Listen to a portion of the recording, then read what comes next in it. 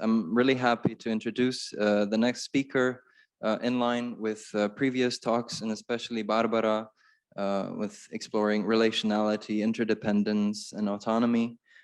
We have Arturo Escobar, who is an activist researcher from Cali, Colombia, working on territorial struggles against extractivism, post-developmentalist and post-capitalist transitions, and ontological design. He was a professor of anthropology and political ecology at UNC Chapel Hill until 2018, and is currently affiliated with the PhD programs in design and creation and in environmental sciences. Over the past 30 years, he has worked closely with Afro-descendant environmental and feminist organizations in Colombia. His most well-known book is Encountering Development, The Making and Unmaking of the Third World, but he is a prolific writer with many books, and one just out, I believe, last year or the year before, and also the book Designs for the Pluriverse, Radical Interdependence, Autonomy, and the Making of Worlds, which we also had the pleasure to translate and is coming out very soon. So with that, Arturo, thank you so much for joining us, and the floor is yours. Okay. Good afternoon, everybody. I guess for most of you it's in the afternoon. I hope you can hear me well. Thanks, first of all, to Rock for the invitation and all of the organizers. A really special thanks to Rock for undertaking the translation of the book, Designs for the Pluriverse. That's really, really wonderful into Slovenian. And what I'd like to do today is to present a hypothesis, because it really is a hypothesis, about what could be seen as the emergence of new narratives about life, different from the liberal, secular, capitalistic, patriarchal narrative that has dominated much of the world, and certainly in the West, for the past few centuries, and how these new narratives are emerging in different parts of the world. But I'm going to be talking about one particular kind of narrative that I've been seeing as emerging at the interface between social struggles and critical intellectual work, critical academia as well, especially in Latin America. And I think these new narratives are emerging because of the planetary crisis. The planetary crisis is creating a new awareness of the depth of the impacts, the negative impact and the devastation of the Earth created by this particular modes of being, capitalistic and so forth. And so it is in that space created by the crisis itself that new conditions for thinking and then new narratives about life are beginning to emerge. Okay, so with that brief introduction, I'm going to start sharing my screen. I have a PowerPoint presentation that I like to rely on or to show. I'm not going to be reading what is there for the most part. I'm going to jump over some of the slides because I want to keep the talk to about 45 minutes, beginning now. So if we don't get to the end, that's perfectly okay. Okay, so to give you a sense about the talk again, I'm going to start by talking about terricide.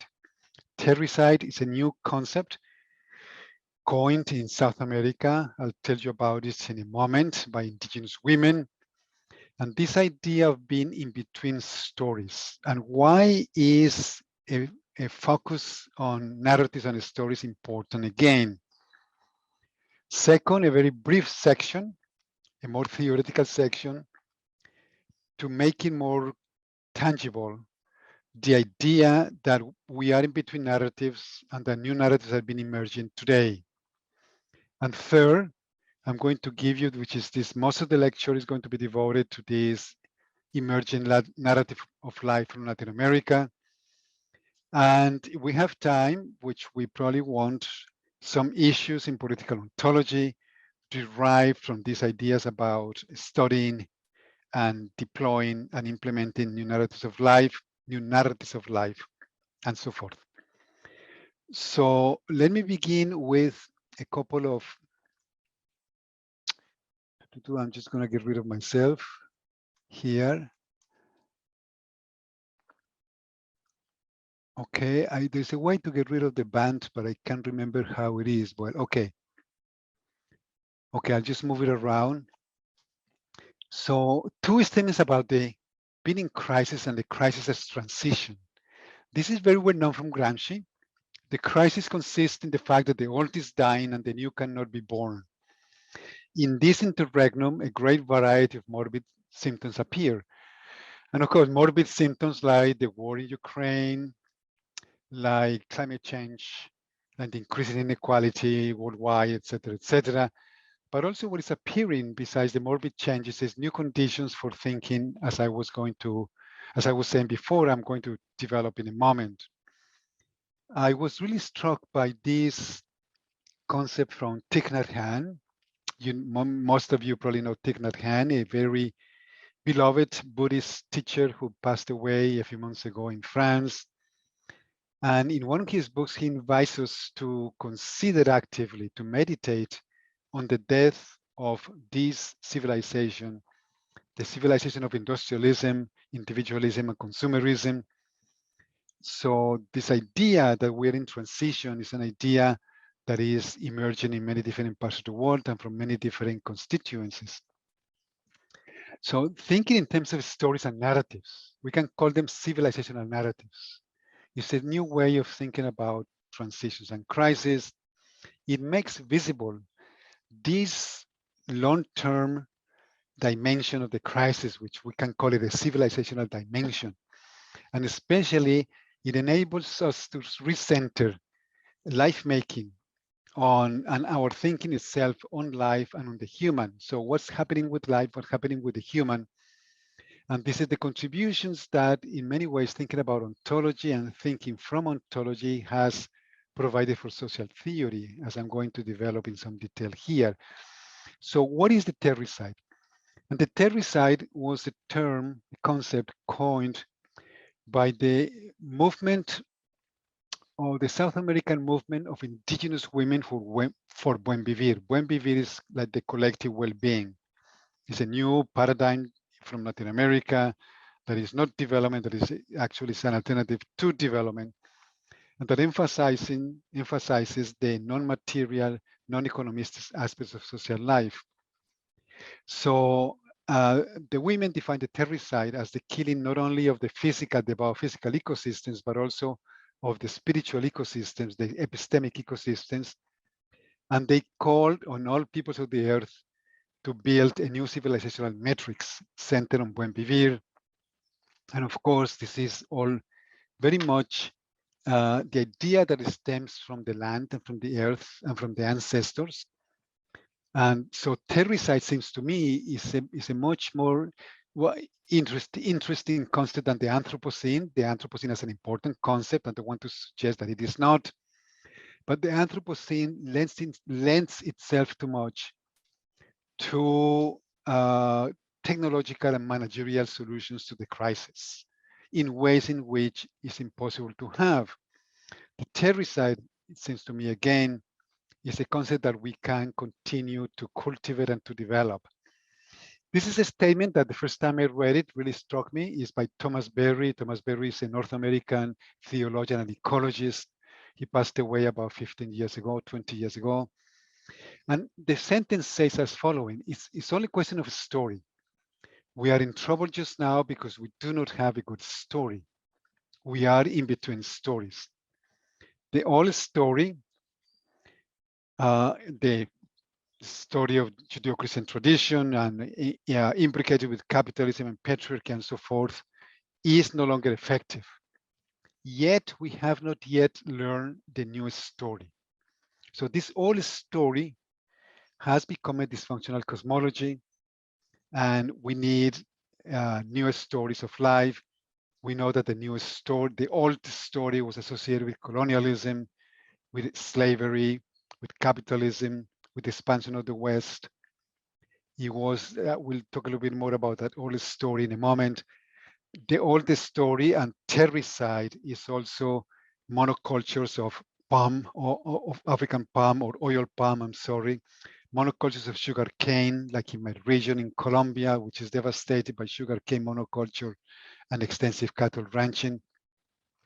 So in that context, then we can say that we have an emergency, it's a planetary emergency, and I like to think about it in terms of three different emergencies and emergencies, and I'll explain that in a moment.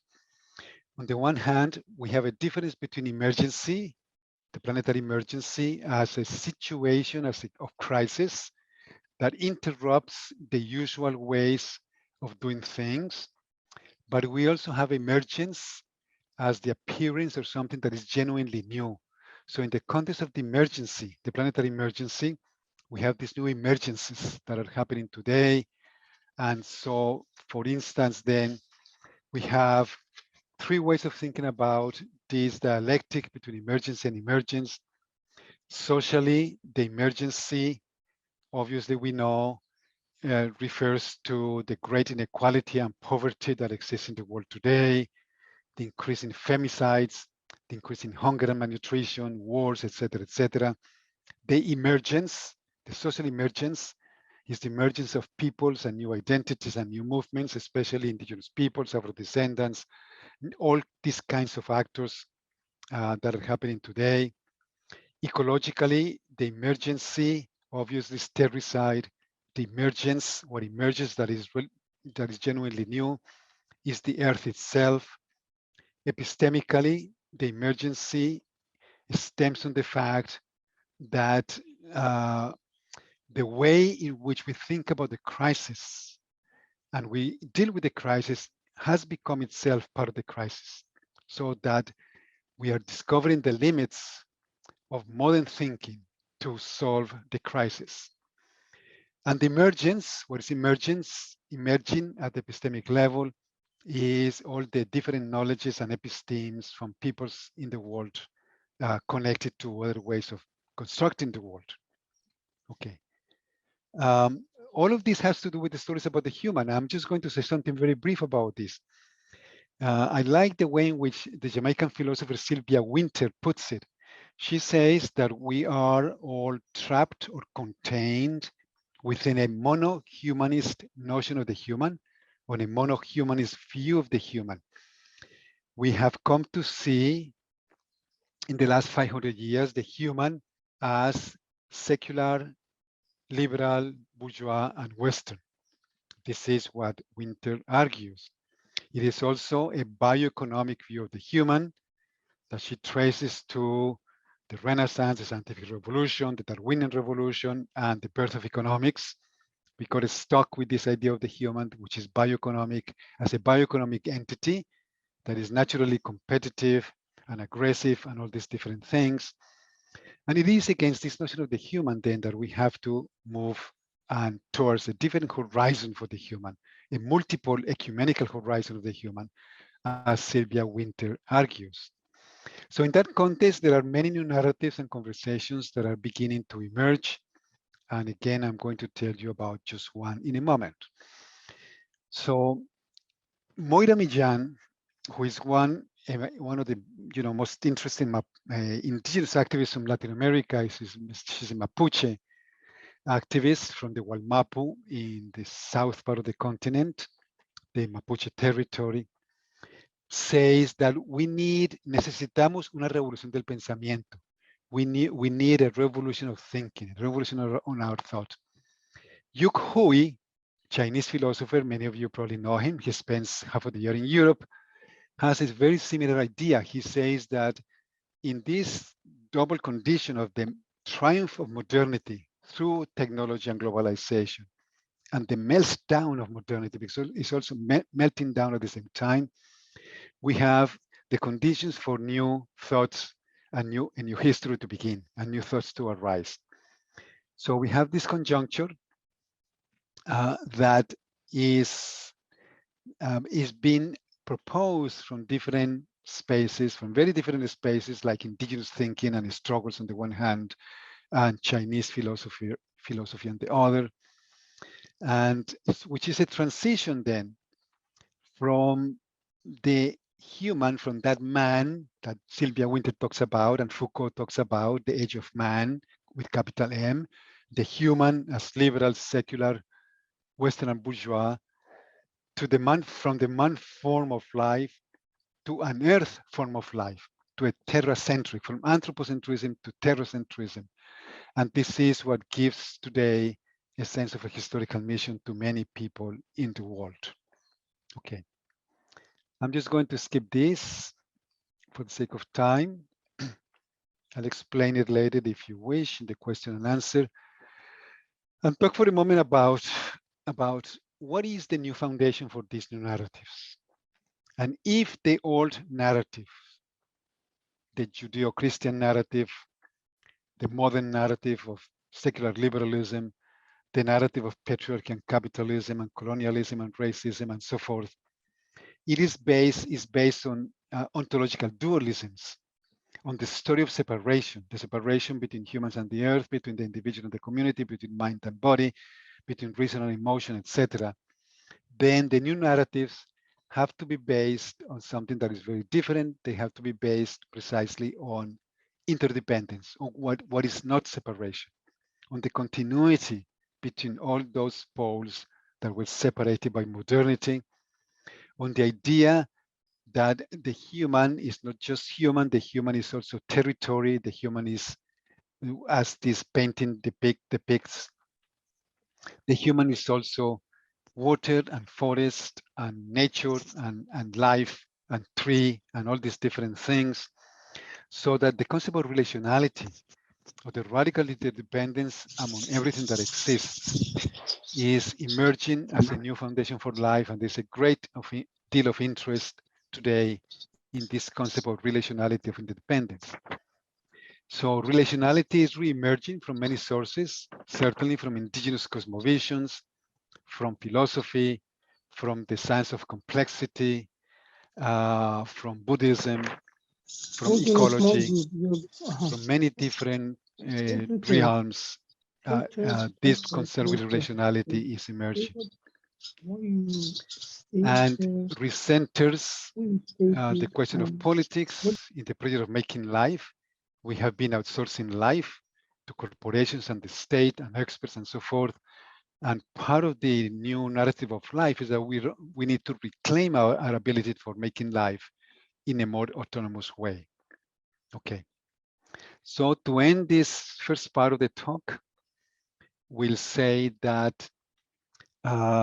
we end with this call for transition to the pluriverse, transitions to a pluriverse defined by the Zapatista as a world where many worlds fit, a world that is made of many worlds. And that started with the World Social Forum as well, when they started talking about otro mundo es posible, or another world, or many other worlds are possible. Okay, so what is this new,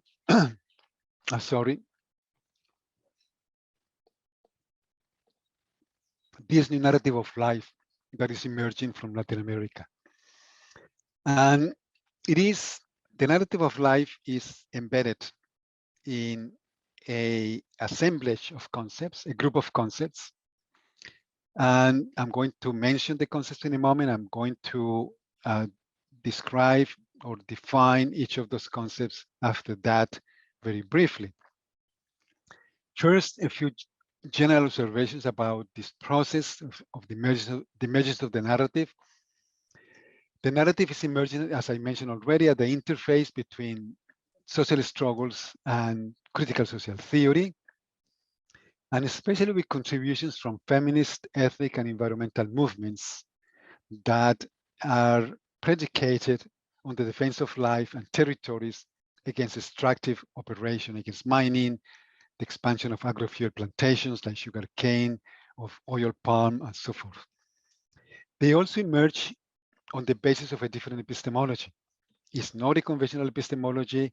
It's an epistemology that links heart and mind, epistemologies that are collective, that are collaborative, that are militant, that are based on multiple modes of knowledge, and that focused precisely on interdependence as the principle of life. Okay, So the 6 concepts that in which this narrative is embedded are the concepts of territoriality, communality, autonomy or autonomía, re-existence, pluriversality and transitions, and the last one is politics in the feminine. These concepts overlap, they co-produce each other in many ways, and I'm going to be talking a little bit about each one of them. Each one of these concepts has a complex genealogy that I don't have the time to describe here. These concepts have been in the making for about 20 to 30 years, sometimes a little bit less than that, sometimes a little bit more than that. And these are concepts that stem from the struggles against terricide and that orient themselves to a new narrative about life, a new way of mobilizing for a new way of dwelling on the earth, or to exercise a politics of dwelling the earth, of inhabited earth in a different manner. Okay. Before I describe each of the concepts, let me contrast the 2 narratives of life, and this is a very schematic presentation. Of course, the 2 narratives, the narrative of man and the narrative of the earth, overlap themselves. They co-produce each other as well. They are always interacting with each other.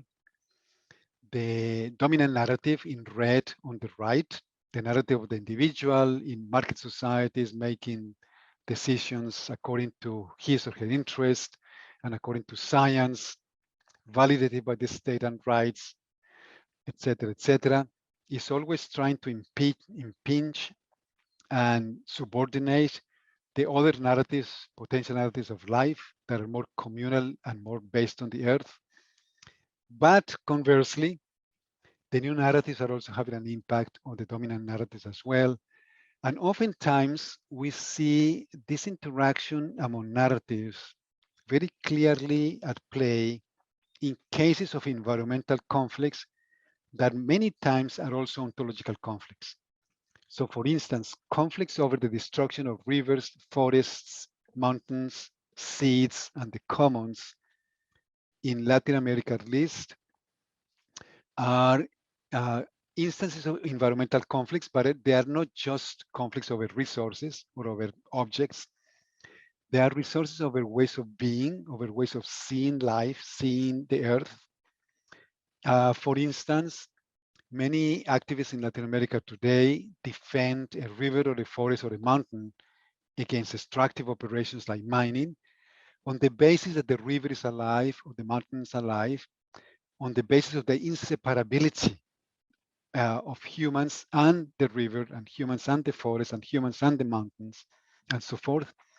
So they are defending their territories on the basis of a relational ontology, of relational understanding of what life is, life and the human. So in the context of the encounter between these narratives emerge what Marisol de la Cadena and myself have been calling pluriversal contact zones. These are zones, areas of encounter between narratives that stem or belong or emerge from different ontologies, different understanding of the world. And something very interesting happened in these interfaces. Okay. So to explain a little bit about some of these concepts, okay, to begin with territoriality. And think about the context of Eastern Europe, for instance, or Slovenia, or wherever you are in the part of the world that you are, and you can think about whether these concepts also apply to your territories, okay? Even if this is from Latin America, I think many of them are applicable or have relevance to other parts of the world. So territoriality, this is a concept that has become very important in Latin American struggles and critical thinking, seeing the territory, the space where the world is constructed, where life is lived and also developed. It is the space where humans dwell. It is the space of life. It's a space in which there is an inseparability between humans and the territory, which also gives a sacred dimension to the territory. Feminists in particular, feminist activists in particular, emphasize the connection between the body and the territory. When women defend their territories from devastation, from destruction, they are also not only putting their bodies on the line, but they are demonstrating the connection between the body and the territory and place and landscape. That's why indigenous feminists, Black feminists, for instance, talk about non-liberal and non-patriarchal territorialities. So these are ways of thinking about territory that do not conform to the Euclidean geometry of modernity, or how we think about land and territory in modernity. Okay. The second concept is the concept of comunalidad or communality. This concept was coined in Oaxaca in the 1970s by indigenous intellectuals in Oaxaca, Mexico. And it basically talks about the ineluctable communal condition of all human life. That even if with globalization and capitalism, the communal has been significantly destroyed, and in many ways globalization has been the project of destroying the communal and creating individuals. The communal continues to be an important dimension of human life. In Oaxaca, then they talk about how do we recover the ability to be a we, to speak nosotricamente as a collective we, to make decisions communally, and hence to construct communitarian and popular horizons for the struggle out of the existing communities, which are traversed by all of these destructive processes of globalization, but that nevertheless have not been completely dismantled by globalization. So recentering practices on the collective and autonomous production of life in territories. So this is the second concept, the concept of comunalidad, again, coined in Mexico in the 70s and 80s, which is becoming very well known in Latin America. And possibly the second most well-known concept now, important in Latin America, is the concept of autonomía or autonomy. And autonomy or autonomía, which is found described in many or most struggles, like indigenous struggles, like the ones that are in this particular slide, is a way of making sure the building of autonomy is the way of making sure that the defense of the territory and the defense of communities and the communal logic of life has a chance for success or for surviving at least. So it's a way of talking about politics under the principles of sufficiency, mutuality, conviviality, self-determination.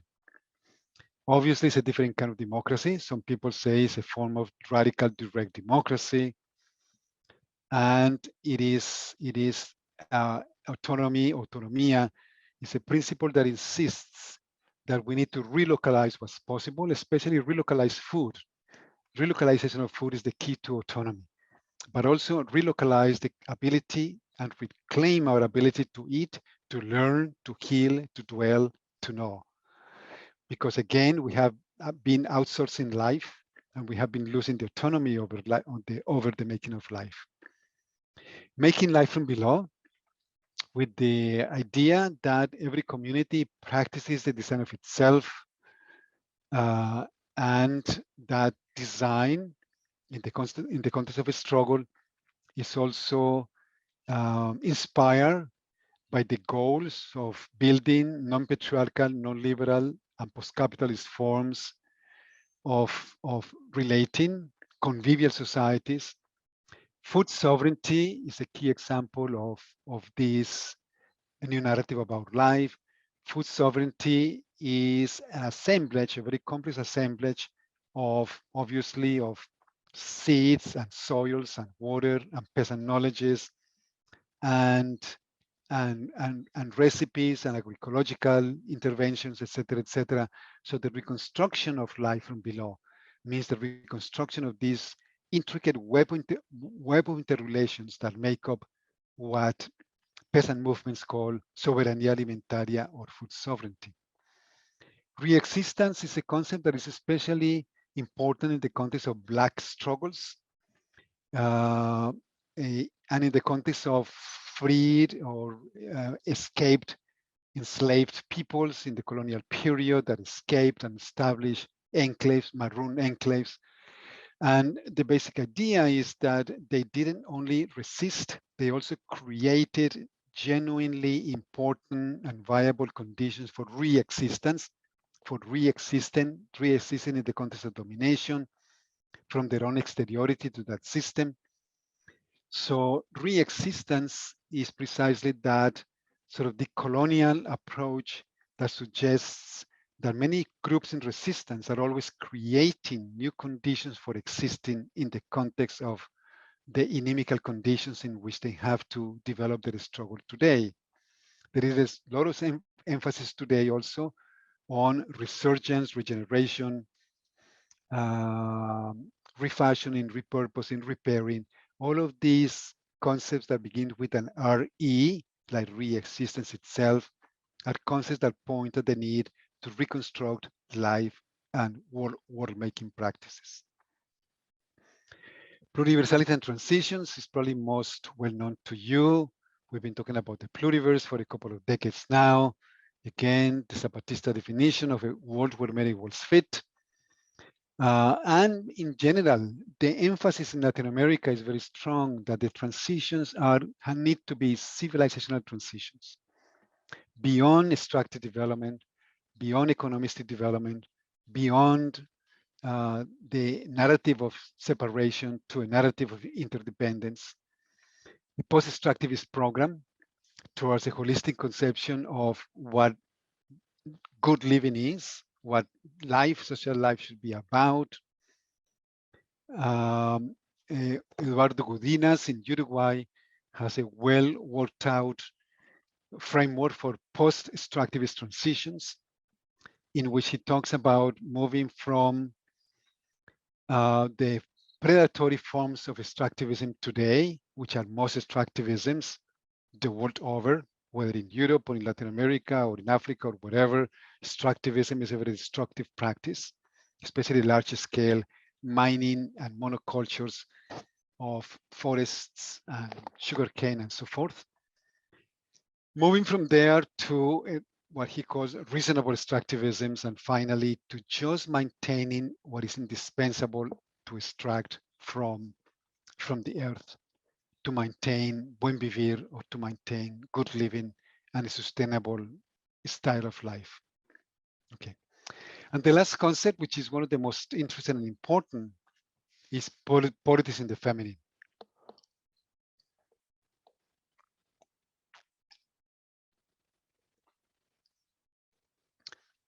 And this starts with a very well-known slogan of all Latin American feminisms, that there cannot be decolonization without depatriarchalization and de-racialization of social relations and social life.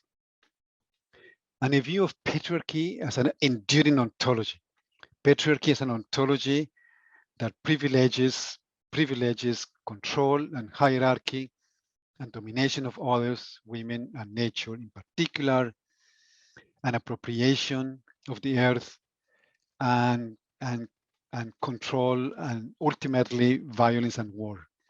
So it's against this patriarchal ontology, that is the ontology that dominates all societies in the world today, that feminisms are talking about, not only about depatriarchalizing social relations and societies, but also about engaging in a positive politics in the feminine. And a politics in the feminine is a politics that is centered on the defense of the communal, popular form of life, centered on the reappropriation of the commons, the reappropriation of what is collectively produced, centered on the care, on an ontology and ethics of care for life, and shifting from what Argentinian anthropologist Rita Segato, whose work is really, really fascinating on this, in this regard, calls a shift from the historical project of things, the masculinist project of modernity, capitalist modernity, to the project of vincularidad, or the project of interdependence, the project of relationality and the communal. Okay, so care is again one of these new paradigms or principles for reclaiming the making of life, and a politics in the feminine, which is completely anti-essentialist and anti-capitalist concept. There is nothing essentializing or romantic about a politics in the feminine. A politics centered on care, on the care of life, and the reweaving of the web of life and the healing of the web of life is precisely the most avant-garde option that we can take today. And I'd like to end this section with this sentence from Rita Segato that says that to opt for the relational path is to choose the historical project of being community, opposing the productivist, developmentalist, and exploitative project of things. The strategy from now on is feminine. And again, feminine in the way, in the feminist, anti-patriarchal, anti-capitalist way in which feminine is being redefined in Latin America. Okay. And this entanglement, assemblage of concepts, of the 6 concepts that I just described very briefly, in many ways work themselves out through this set of strategies. The strategies for recommunalization of social life. We need to rebuild communities wherever we are, create new ways, or relocalizing of many activities like food, energy, dwelling, building, learning. The strengthening of local autonomy. We're not talking here about autonomy in the liberal sense. This is a collective political autonomy. The 4th one is the depatriarchalization, de-racialization, and decolonization of societies. The 5th one is reintegration with the earth, or re-earthing. And the last axis, or a strategy for transition and for building different loops for making life, away from the toxic loops of capitalist globalization, is the creation of meshworks or networks among transformative alternatives that are arising from many parts of the world, or in many parts of the world. Okay. Is there a politics to all of this? Yes, of course, there's a politics to all of this.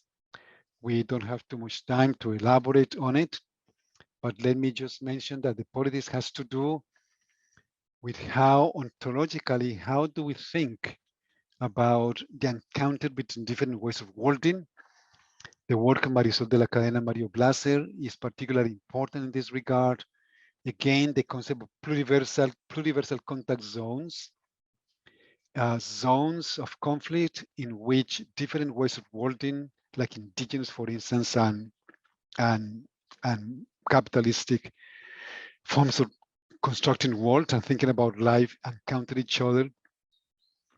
I like this way in which David Bollier and Silke Helfrich from the work on commoning and the commons define it and saying that it is not a question of finding a blueprint for the building coalitions among the struggles.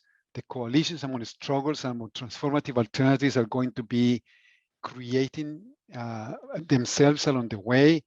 As they radiate out, as they coordinate with each other, they begin to create conditions and coalitions that adopt or develop larger effects than just what happens at the local level.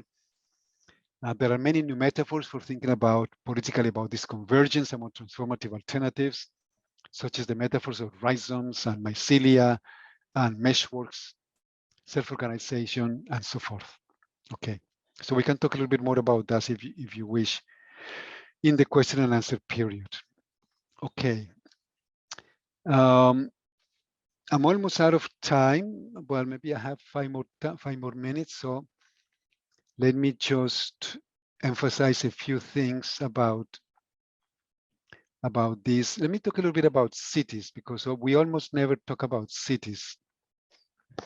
And does this idea about the pluriverse and new narratives of life have any purchase, anything, do they have anything to say about cities? And of course they do.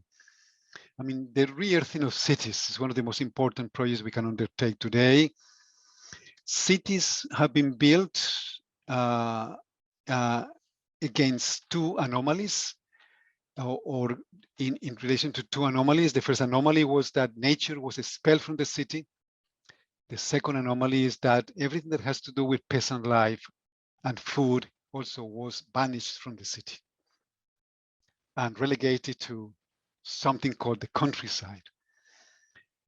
From the Greek cities on, this has been the case. And today we see the need to go against these two anomalies, to re-earth the cities, to bring back some of the countryside into the city as well. There's another important concept from Elisa Iturbe, who is an architect and architectural critic, that talks about how, especially the modern cities, from the Industrial Revolution on, the city has developed this carbon form. The city, what has made possible the development of the city has been the abundant supply of fossil fuels. So the city, in many ways, is the carbon form of modernity par excellence. So we have to think about developing non-extractive forms of architecture, about how do we transcend this carbon form of the city through new forms of dwelling and being in space. We're not talking about smart cities here. We're talking about cities that really provide or foster a new way of bringing together, again, nature and the city, earth and the city, the countryside and the city. There are a number of proposals for doing that. Biophilic city planning and design is one of them. And Tony Fry talks about the metrofitting of cities. I call that the ontological metrofitting of cities. We have to remake the cities, taking into account the multiplicity of humans and non-humans that inhabit the city. And one of the main obstacles to that is the middle class model of urbanization, because this, in Latin America at least, the middle class model of urban life continues to be offered as the model to live, and it's a very anti-ecological, decommunalizing, de-individualizing, consumption-centered model of social life or urban social life. So it's a huge design problem how to deal with this middle class based urban model of urban development. So we can talk a little bit more about that as well.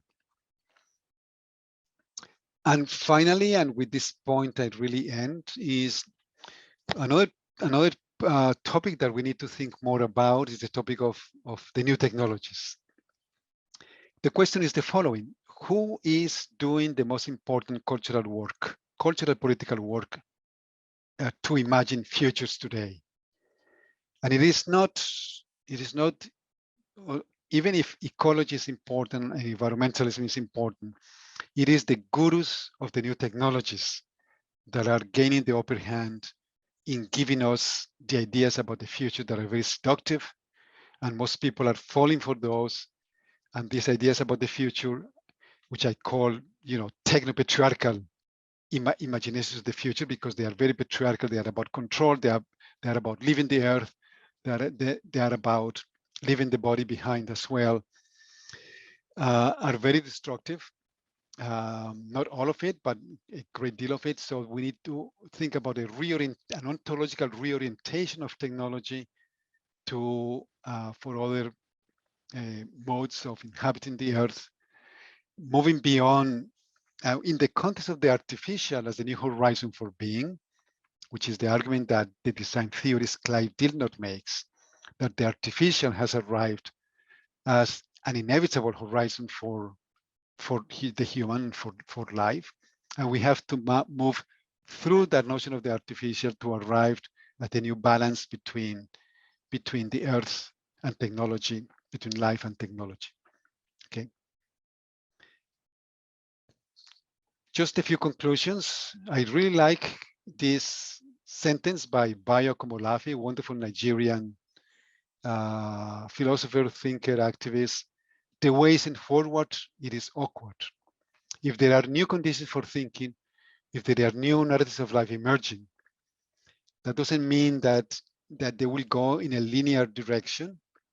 That doesn't mean that all of it, is just going to be forward. It is awkward because they will go in many directions. There will be many origins, many narratives that are coming into being, and we have to do our cultural and political work in that context. Again, okay. And finally, this idea that design and our own political praxis could be defined as a practice of weaving and repairing the web of life, and rediscovering the potential of acting from interdependence and care, repoliticizing the making of life ontologically. And I will end with a sentence from Moira Millán. She says, again, the Mapuche activist, she says, nosotros no pedimos la propiedad de la tierra, nosotros proponemos otro arte de habitar en la tierra.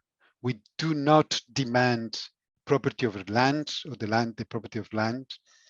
We propose a different art of dwelling on the earth. So mobilizing for a new way of dwelling on the earth. I think that's the imperative that we are all faced with today on the planet. So thank you. I know that was very quick. I know that I was supposed to be originally for tomorrow, but tomorrow I'm traveling to Colombia, so I wouldn't be able to do it tomorrow. And I'm really tired today for all the things that I've been having to do in the last few days. But I hope it was clear enough, and I welcome comments or suggestions. I think we still have a little bit of time to do that.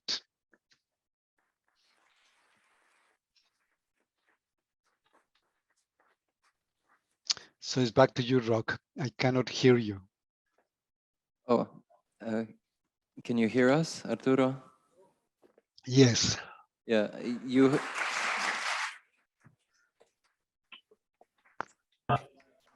We did another clap just so you could hear it. Thank you.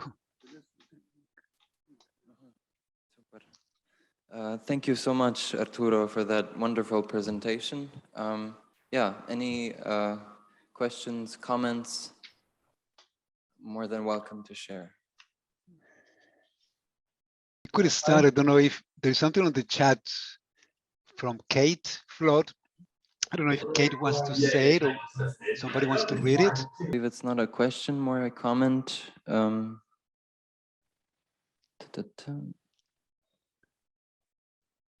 Yeah, we would first maybe take one from the audience if we have one. Sure. My name is Jura. I'm assistant researcher in the Faculty of Mechanical Engineering in Ljubljana. One of the main points was that we need to depatronize the society, and earlier this week, the United States have just banned the abortion rights for the women, and these laws are in many different countries. So my question is that possible? Do you think that it's possible to achieve this? Because in the lots of countries all over the world, we are actually going backwards to the dark ages when women have less and less rights. Well, let me answer that question, and then we can see if there are more questions. Yes, and that's a super important question. Sometimes I say that patriarchy, and I get in trouble for that, for saying that patriarchy is the original design, or the first design. It's the first design because it's as I define by patriarchy, and this comes again from Latin American feminisms, as an ontology that privileges separation, dualisms, because it's about control, it's about negation of the others, especially women and nature. It's about domination, it's about appropriation of the earth. It's about hierarchy, it's about violence and war. So indeed, if we accept these arguments, and by the way, there's a very nice new sort of summary of the debates in the book, the last book by David Graeber. Most of you probably know it by now. I forget the name of the co-author, The Dawn of Everything. In that book, especially you look at, I believe it's chapter 6, when they review the argument about the existence of non-patriarchal societies, at least, especially in your part of the world, what the Lithuanian archaeologist, I'm blanking on her name now. Anybody remembers? Marija Jambutas, if I'm recording correctly, who was an archaeologist that was very much ostracized and criticized for her ideas about matriarchies in the old Europe, what she defined as the old Europe, which is close to where you are there. And there is a very good and reassessment of the arguments by Graeber in the book, in which they say, well, we don't know if there were matriarchal societies, but at least there were societies in which that celebrated women, in which they seemed to be more egalitarian in terms of genders, and in which care and reciprocity and the paradigm of interdependence were actually very important for defining social life. These societies were not founded on war, were not founded on celebrating the great warriors of the history and so forth. So patriarchy, since the beginning of patriarchy, then the erosion of the relational fabric of life has been moving and extending and extending and extending. It hasn't succeeded completely because we are not just completely patriarchal. There are many people, many humans, most humans actually retain some features of some cultural practices that cannot be defined as patriarchal because they are more about love and connection and the relationship and care than about destruction and competition. But you're absolutely right that we are now going through a period of patriarchal reassertion. And we see it not only in leaders such as Trump and Bolsonaro and the ones in Eastern Europe and in Asia and in Latin America, but we also see it in the increase again of violence against women, feminicides, and the rollover, the legislations of abortion and other legislations that ensure the equality of women.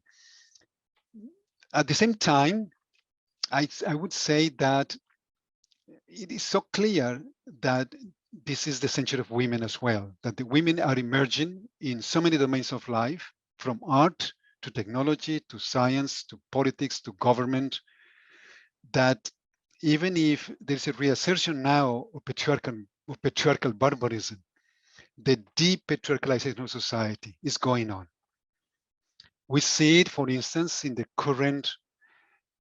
recently elected government in Colombia, not only because it has a feminist, environmentalist, Black vice president, who is a wonderful, wonderful woman and a feminist, but also because the principle of the new government precisely is going to be the government of the depatriarchalizing government centered on care, the care of life.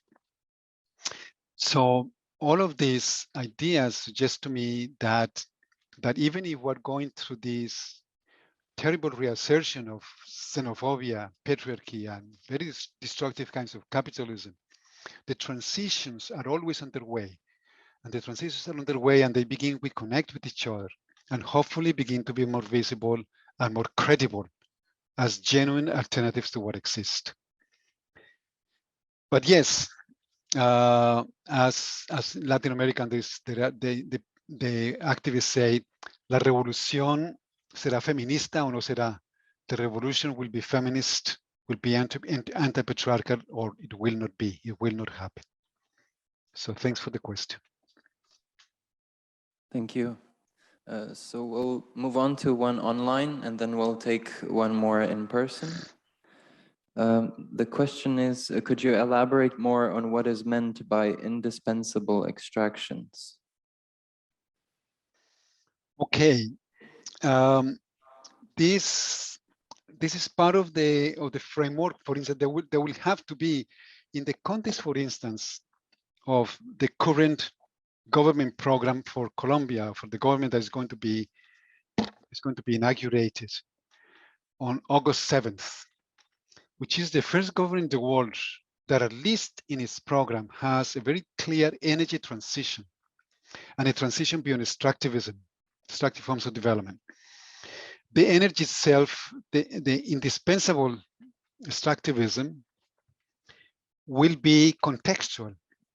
In terms of oil and coal, and Colombia is an exporter of oil and coal, there will be several steps that are going to be taken. The first step is there is going to be a prohibition on exploitation of non-conventional hydrocarbon resources. So no fracking, no offshore drilling, no drilling, and there will be a complete stop on all new drilling activities. So the proposal is that the government is going to use the existing oil fields, and coal is going to be phased out.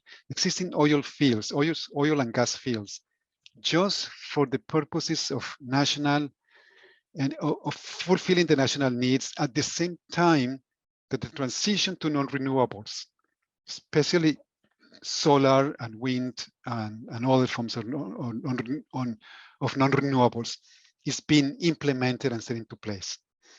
So it is contextual. It will be for every country.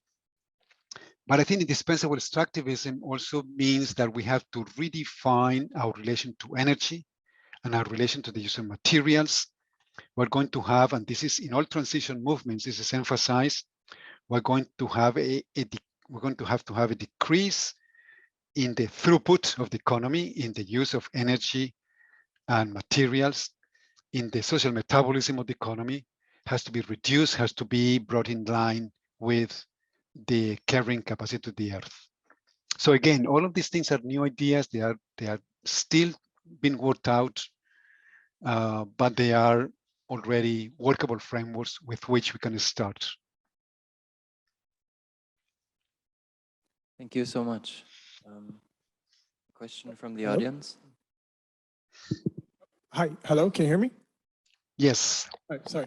So my name is Danny. I come from the United States, but I was born in Cuba. So my question is, as you said, these are all new ideas, and we all, of course, recognize that this is where we should go. But my question is, how do we bridge the divide, I would say, of these ideas and then implementing them with the realities of the politics in these countries? For example, I was going to use the example when you brought up the new Colombian government, but they won by a very slim majority, and even Bolsonaro's course in Brazil. There's a lot of polarization in these countries, just like in Eastern Europe and in Western Europe and the United States as well. So, given the context of Latin American politics, how do we go from what's best for all of us with the, I would say, very entrenched, invested conservative interests in these countries that obviously do not want to give up power or make these transitions? Thank you, and thank you for your presentation.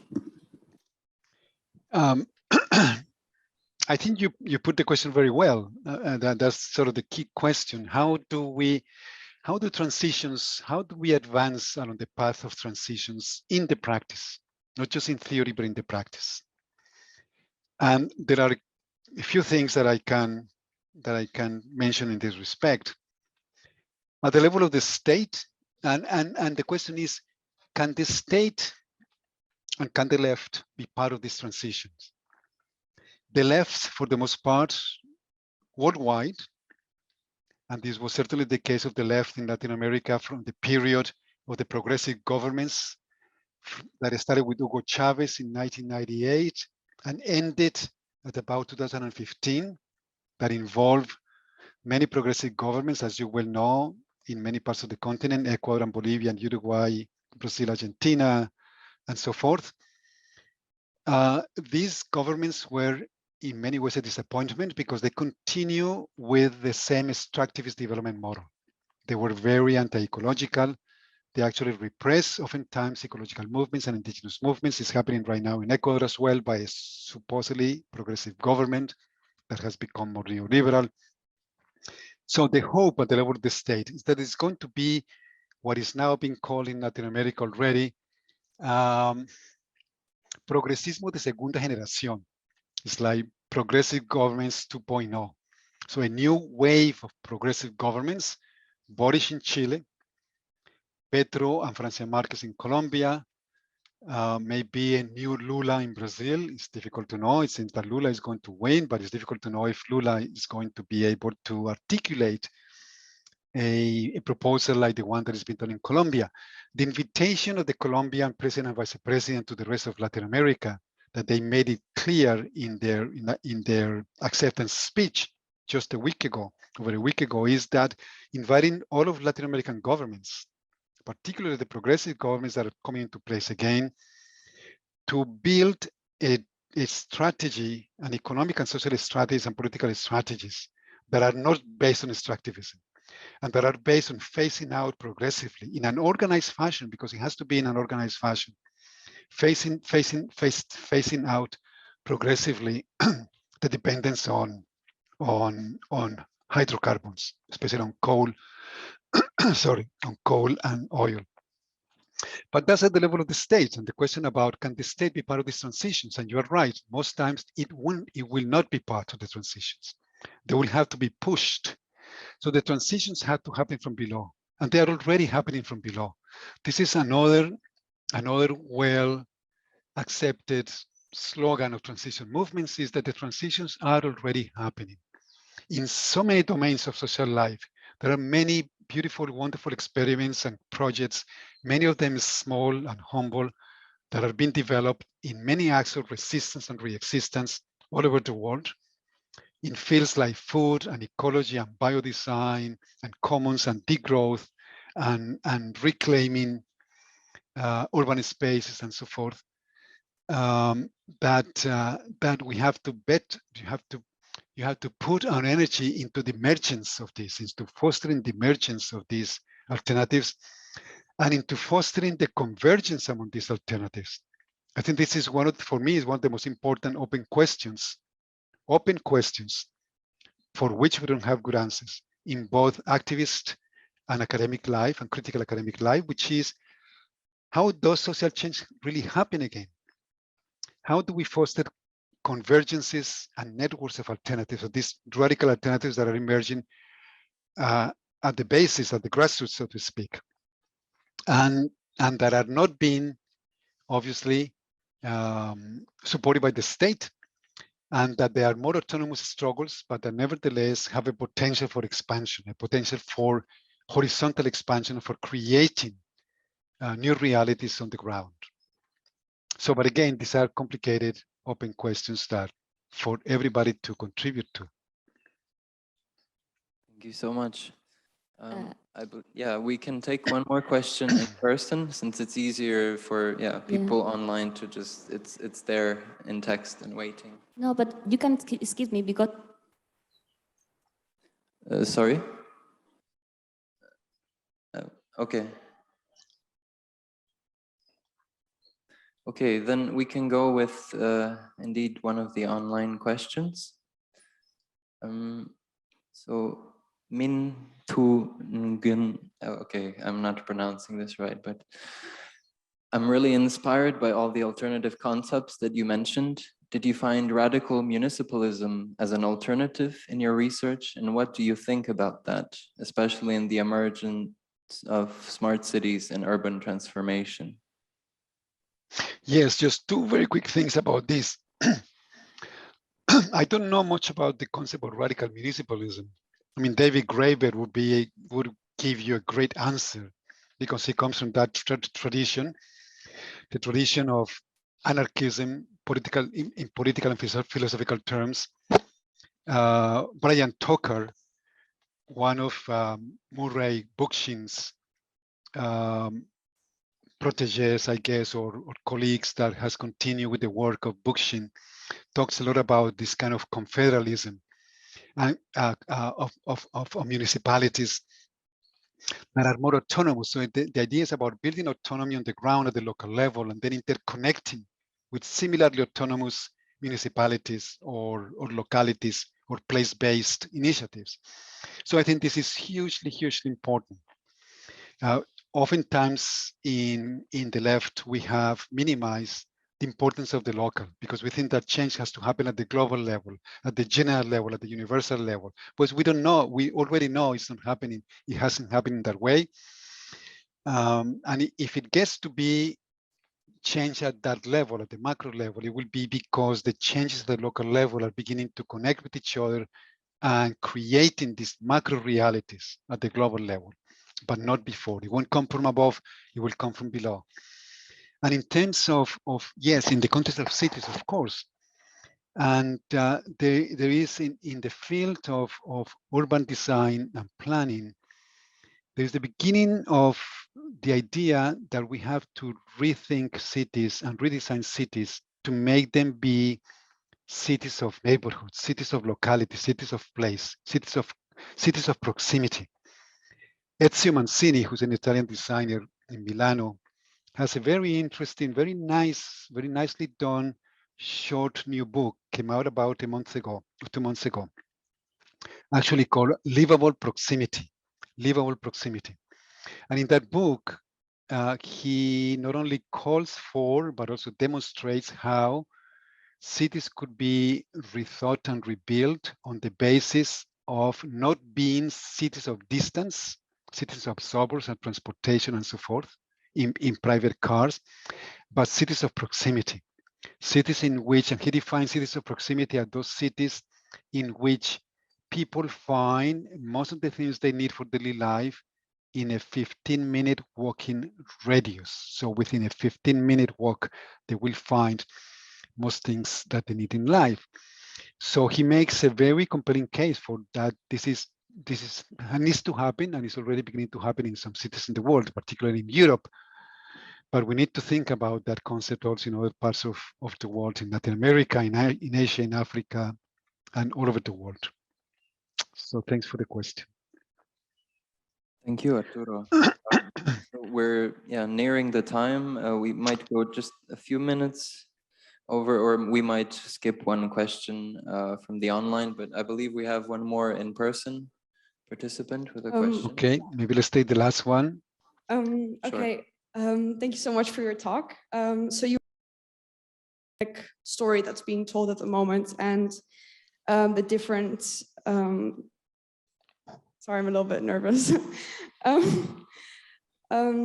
So you basically describe the hegemonic story that's being told and kind of like alternates to that story and how this could contribute to a more flourishing world. And in this hegemonic narrative, there are clear like winners and losers to this story of history.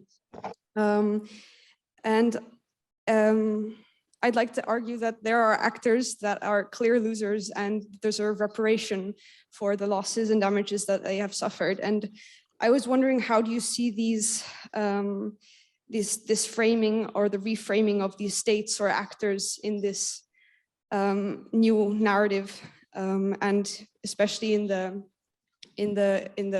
lens of being in this climate emergency and in a way that the world can move forward and serve justice? Thank you. Yes, great question. Thank you. I actually think that with the old story, with the patriarchal, heteropatriarchal, capitalist, colonial, racist world, we are all losers.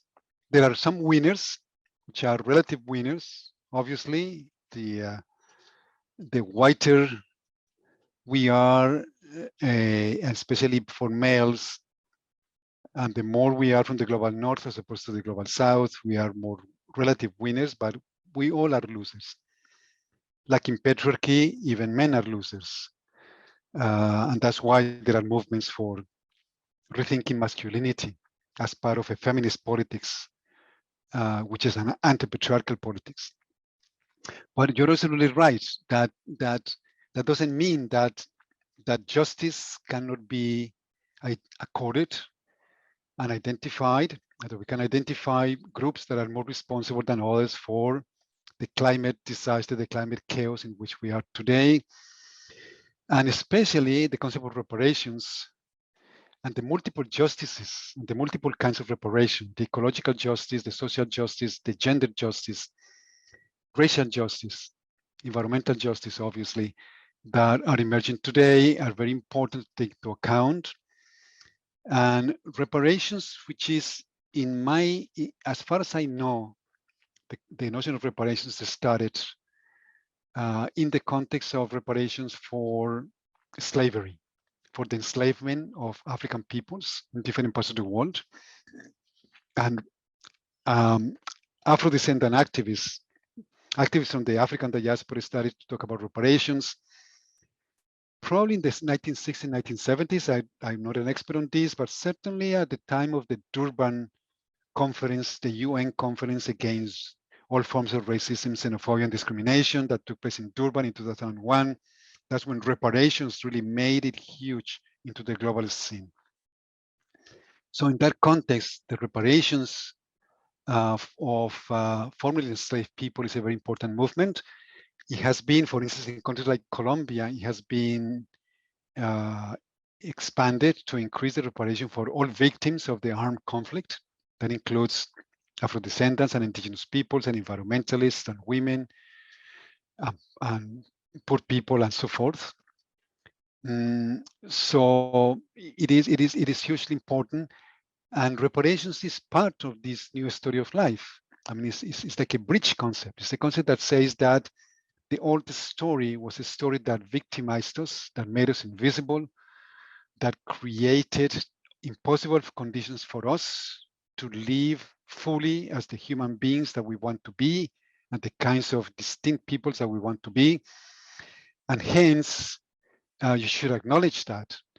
And in the context of Latin America, especially by Afro-descendants, the concept of reparation is above all, is a political concept, it's an ethical concept, more than a material concept. So it's not just about money reparations.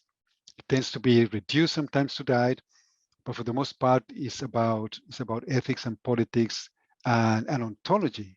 The reparation is a reparation of entire ways of making the world, or world making, that are different from the dominant practices. So there's an ontological dimension to reparation that also needs to be taken into account. So thanks for your question. And thanks everybody again for listening to my rushed lecture when I'm really tired as well, but I hope that it was sufficiently clear. I have a little bit of this written up already. Thank you so much. So thank you, Rock. Great.